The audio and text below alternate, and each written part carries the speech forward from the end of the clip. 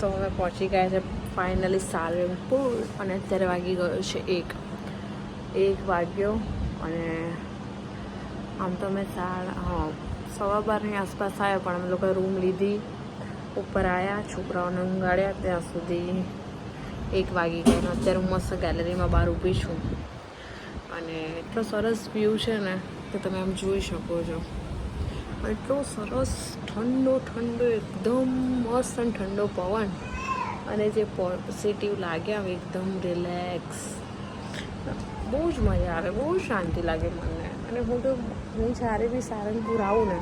તો મને અહીંયા એક નાઇટ રોકાવું ગમે તો જ હું આવું કારણ કે અહીંયા એકદમ તમે એક દિવસ રોકાવો ને એટલે તમારું બધું જ થાક ઉતરી જાય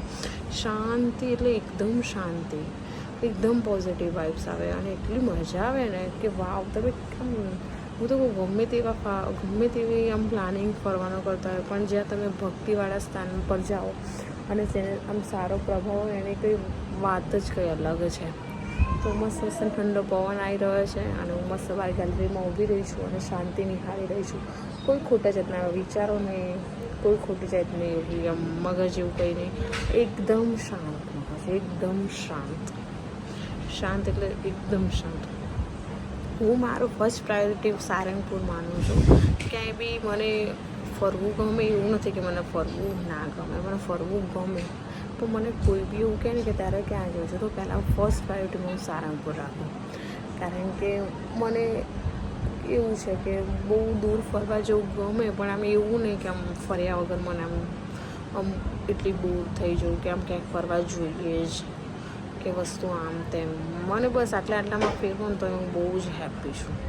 એવું નહીં કે ક્યાંક દૂર જઈએ અને ફરીએ હા ઠીક છે બધા જતા હોય ને આપણે જઈએ પણ મને કોઈ એવું કહે ને કે આટલામાં ક્યાં તો હું મહિનામાં કે 1-2 વાર કે આવવાનું થાય તો હું આવી જ જોઉં અહીંયા મને બોરિંગ ના લાગે કારણ કે આ એવું કે એક ઘર ટાઈપ થઈ ગયું છે એમ કહેવાય ને એકદમ શાંતિ અને ભગવાનના જે આ હોય તો એનું તો વાતાવરણ આખું અલગ જ થઈ જાય તો બસ આવી રીતે અહીંયા મસ્ત ઊભી છું ગેલેરીમાં અને ઊભી સરસ વાતાવરણ એન્જોય કરી રહી છું સવારમાં 5 કે 5:30ની આરતી થાય છે તો એમાં જવાનું છે